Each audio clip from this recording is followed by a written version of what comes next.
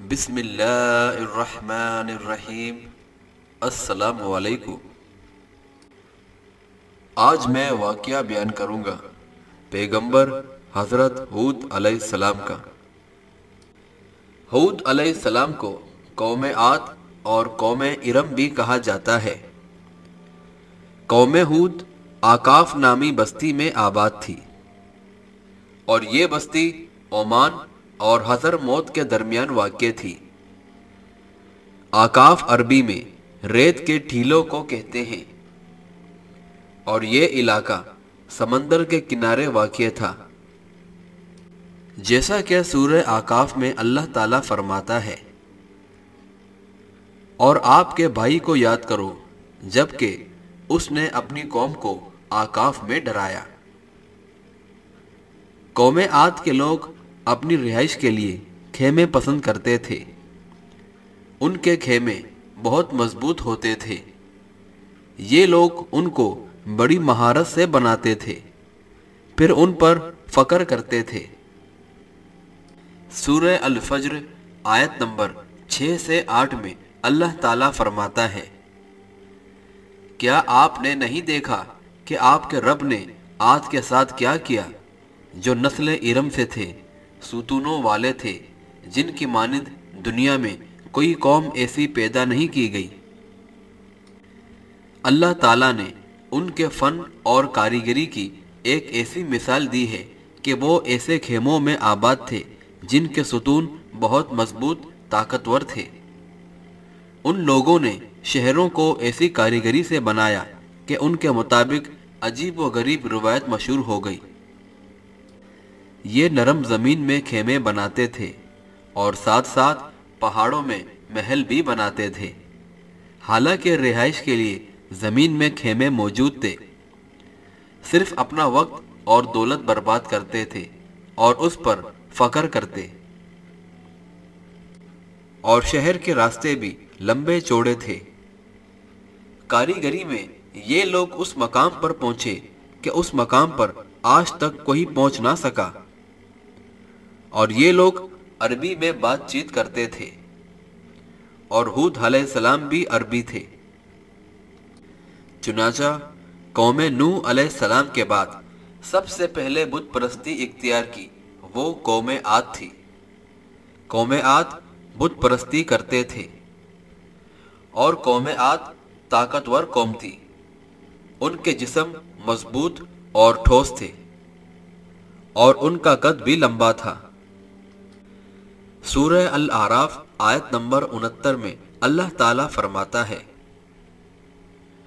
اور تم وہ حالت یاد کرو جب اللہ نے تمہیں قوم نوح کے بعد جانشین بنایا اور ڈھیل ڈھول میں تمہیں زیادہ پھیلاؤ دیا، سو تم اللہ کی نعمتوں کو زیادہ یاد کرو تاکہ تم فلاح پا جاؤ۔ اور ہود علیہ السلام نے ان سے کہا کہ تم ایسا کام کیوں کرتے ہو جن کا کوئی مقصد نہیں اور جن کام کے فضول ہونے میں کوئی شک نہیں۔ ہود علیہ السلام انہیں سمجھاتے تھے، اے میری قوم، اللہ تعالیٰ نے تمہیں بڑی قوت سے نوازا ہے۔ تمہاری طاقت کا عالم یہ ہے کہ جب تم کسی پر ہاتھ ڈالتے ہو تو ظلم کرتے ہو، اور کوئی شخص تمہارے سامنے آنا گوارا نہیں کرتا، لہٰذا اللہ سے ڈرو اور میری پیروی کرو۔ اس سے ڈرو جس نے ان چیزوں سے تمہاری مدد کی۔ اللہ تعالیٰ نے اپنی ہر طرح کی نعمت، مال، اولاد، باغات، شہرت و قوت، جسامت اور صنعت کاروں سے تمہیں نوازا ہے، لہٰذا تم اللہ سے ڈرو اور میری اطاعت کرو۔ لیکن ان کی قوم نے کوئی توجہ نہ دی اور نہ ان پر ایمان لائی، الٹا تکبر کرنے لگے اور اللہ تعالیٰ کی ناشکری کرنے لگے، جیسا کہ سورہ حامیم السجدہ آیت نمبر 15 میں اللہ تعالیٰ فرماتا ہے، پس قوم عاد نے بلا وجہ زمین میں سرکشی شروع کر دی اور کہنے لگے کہ ہم سے طاقتور کون ہے۔ جب یہ اپنی سرکشی اور کفر میں حد سے بڑھ گئے، تب اللہ تعالیٰ نے ہود علیہ السلام کو ان کی طرف بھیجا۔ آپ نے انہیں اللہ کی طرف بلایا اور کہا کہ اے میری قوم، اللہ کی عبادت کرو، اس کے سوا تمہارا کوئی معبود نہیں۔ کیا تم ڈرتے نہیں؟ قوم کے کافر مشران کہنے لگے، ہم دیکھتے ہیں کہ تو بڑی بے وقوفی میں ہے، ہمارے خیال میں تو جھوٹا ہے۔ اس پر ہود علیہ السلام نے فرمایا، اے میری قوم، میں بے وقوف نہیں، میں تو تمام جہاں کے پروردگار کی طرف سے بھیجا گیا ہوں، تمہیں اپنے رب کے پیغامات پہنچا رہا ہوں اور تمہارا خیر خواہ ہوں اور امانت دار۔ کیا تم اس بات سے تعجب کرتے ہو کہ تم میں سے ایک شخص کی معرفت اللہ کا ذکر تم تک پہنچایا، کیا وہ تمہیں خبردار کر دے؟ تم اللہ کی اس نعمت کو یاد کرو کہ اس نے تمہیں قوم نوح علیہ السلام کے بعد خلیفہ بنایا اور تمہیں زیادہ طاقت دی۔ تم اللہ کے احسانات کو یاد کرو تاکہ نجات پا جاؤ۔ ہود علیہ السلام نے انہیں بہت نصیحت کی، لیکن وہ لوگ کفر ہی کرتے رہے۔ آخر انہیں جھنجھوڑنے کے لیے انہوں نے فرمایا، اے میری قوم، اللہ ہی کی عبادت کرو، اس کے سوا تمہارا کوئی معبود نہیں۔ جن بتوں کی تم پوجا کرتے رہے ہو ان کی پوجا تم نے خود گڑھی ہے، اللہ تعالیٰ نے اس کے مطابق کوئی دلیل نہیں فرمائی۔ میری قوم کے لوگوں، میں تم سے اس دعوت تبلیغ کی کوئی اجرت نہیں مانگتا، بلکہ میرا اجر اللہ کے ذمے ہے جس نے مجھے پیدا کیا ہے۔ تو کیا تم پھر بھی عقل سے کام نہیں لیتے؟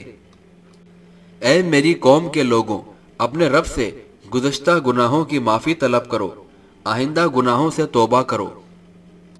ہود علیہ السلام انہیں مسلسل دعوت دیتے رہے، لیکن وہ ظالم قوم نوح کی طرح اس کا مذاق اڑانے لگی اور کہنے لگی کہ ہمارے خیال میں تو بے وقوف ہے، شاید تو ہمارے معبود کے بڑے جھپٹے میں آ گیا ہے، تو ہمارے بتوں کو برا کہتا ہے، اس لیے ان میں سے کسی کی مار تمہیں پڑی ہے،